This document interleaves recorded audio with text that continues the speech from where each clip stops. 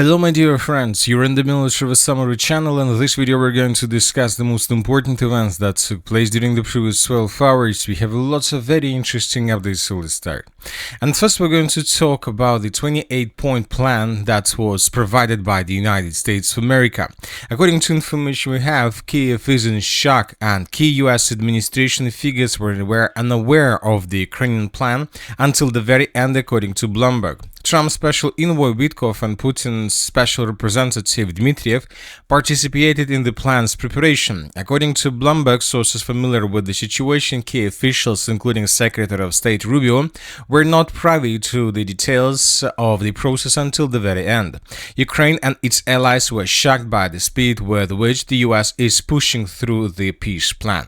So furthermore, we have a very interesting update from Europe. Today we got a report that European countries are trying to change this peace plan. Europe wants to change at least 4 points of Trump's peace plan, according to Bild.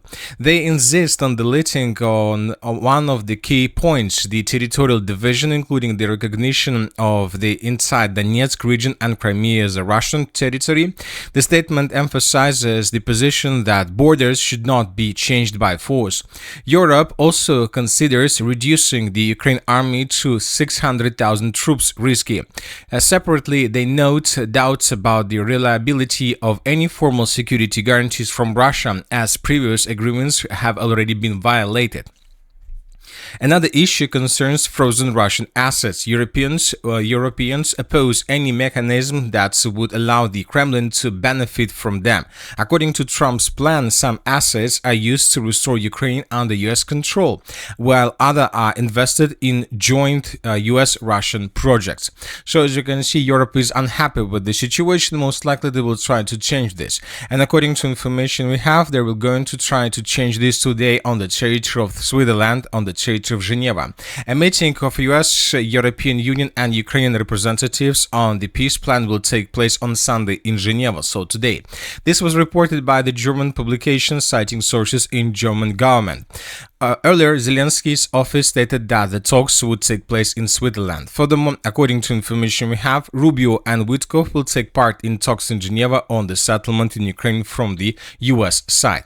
So today everything will be resolved, and today it is very important whether the European leaders in Ukraine are forced to the Marco Rubio and Witkoff to change their minds and their position regarding this agreement.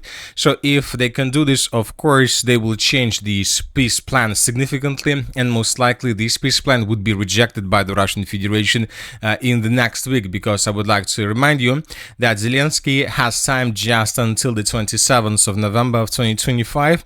After this date, he must accept the plan or anything that led from this plan, and then the generals of the United States of America will go to the Russian Federation, where they will try to negotiate with the Russians and to force them to accept this plan as well.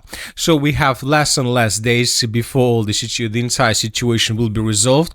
Another important thing is that the President of the United States of America also made lots of very interesting statements on this matter. Trump said that US plan is not a final offer to Ukraine. Is this your final offer to Ukraine? No. What happens if Zelensky doesn't agree to your peace plan? Then he can continue to fight as hard as he can. But another important thing that Trump noted that the next agreement and the next proposal would be much worse in comparison with the current one. So let's wait and see what is going to be next, but it seems that nobody is going to accept Trump's plan, at least the Europeans and Ukraine itself. Now let's discuss the situation on the ground, and first let's talk about the Zaporozhye direction, where the Russians continue their offensive operation. During the previous 12 hours, we received lots of very interesting updates. So this is the map by the end of the 22nd of November of 2025. The Russians, according to information we have, just entered the settlements of Chervony, Zeleny Gai, Zatishye, and by the morning of the 23rd of November of 2025, according to different mappers, the Russians managed to secure the settlement of Zeleny Gai completely, and the Russians managed to capture up to 50% of Chervony. So we are waiting for confirmations, but as for the confirmations, during the previous 24 hours, the main confirmations of additional progress on the ground are coming from the northern flank of the Gulay Polye direction. This is the situation, for example, by the end of the 22nd of November. And if you remember, just yesterday, the Russians reported that they managed to secure the settlement of Novaya Zaporozhye, and the Russian sources published this video where we can see how exactly the fightings were taking place for the territory. And by the morning of the 23rd of November, the Minister of Defense of the Russian Federation and several pro-Russian sources stated that as a result of clashes, the Russians managed to secure two villages, the village of Tykhe and the village of Vidradne. And Russians this morning published this video where we can see how the clashes were taking place for these two settlements. In this video, we can see once again exactly the territories that were captured and secured by the armed forces of the Russian Federation. And of course, we can see how exactly the fighting and the clashes were taking place on the territory of these two villages. So here we can see how Russians were attacking Ukraine with aviation and how Russians were raising Russian flags through the settlement of Tykhe. Another important thing that I would like to point to attention that despite the fact that pro-Russian sources and the Minister of Defense of the Russian Federation reported that the village of Vidradne was also secured and cleared by Russia, we still haven't received anything that can confirm this. We are talking about, of course, videos and geolocations, which means that most likely there are still very heavy clashes, and that it's still probably not safe to publish any video and to leave houses, leave strongholds, because anytime you can be attacked by Ukrainian FPV drones. Anyway, this is a very interesting update. We see that the Russians continue their offensive, and we see that the Russians are tasked right now to establish complete control over every single settlement, every single village across and through the river of Volcha. Now let's move further and let's discuss the situation in the Pokrovsk agglomeration. During the previous 12 hours, we received lots of very interesting updates, and as you can see, we have huge changes on the ground.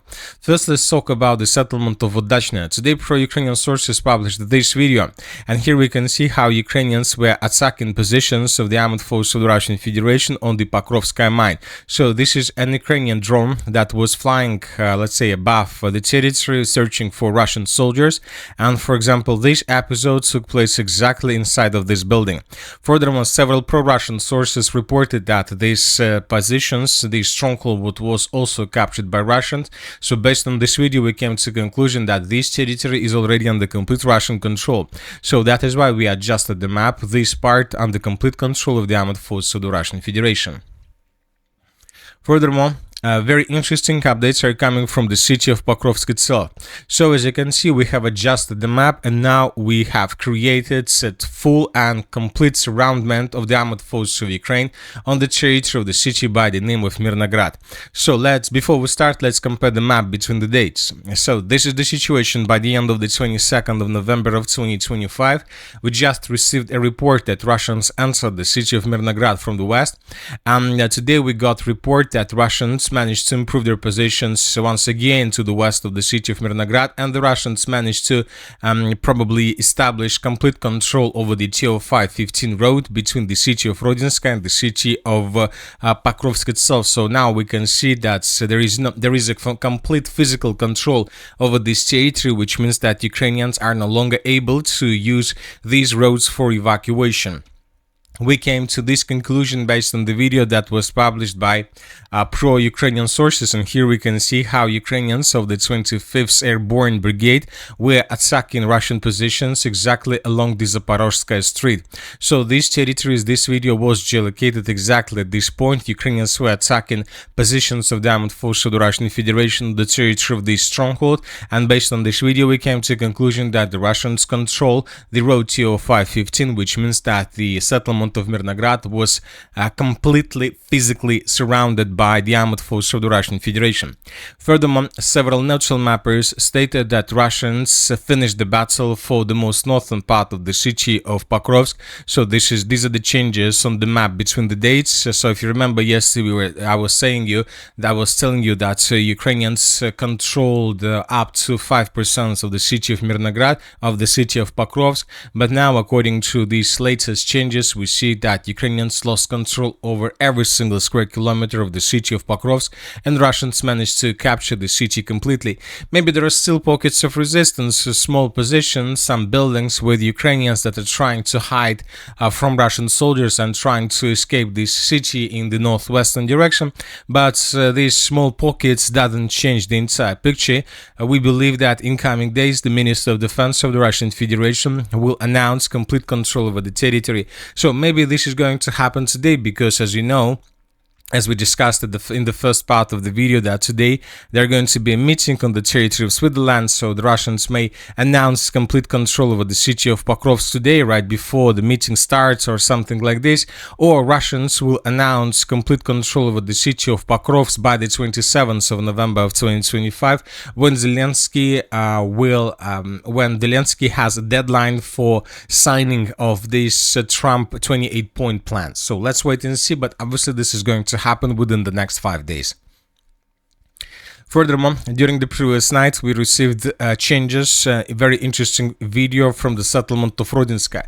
In this video, we can see how Ukrainians were attacking Russians across the northern part of the city of Rodinska, and based on this video, we came to the conclusion that the Russians currently regaining their lost positions in this area.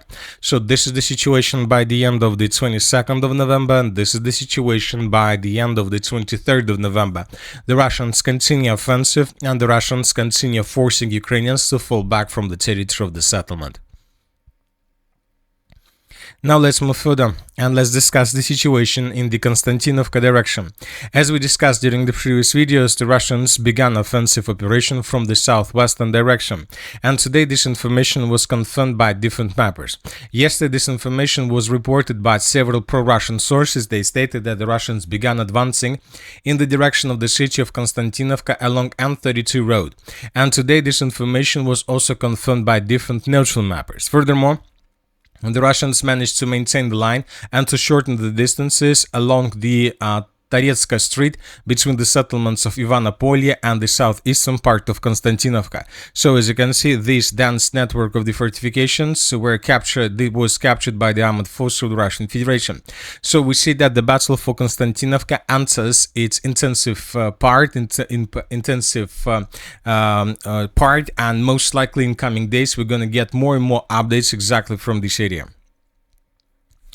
Now let's discuss the situation in the Liman-Sivers direction. I would like to remind you that just yesterday the Russians stated that they managed to establish complete control over the settlement of Zvanovka, and Russian sources published this video where we could see how Russians were raising a flag in the most northern part of the settlement. Today we got report and additional clarifications. So the Russians captured everything to the south and on their side of the river of Bakhmutka.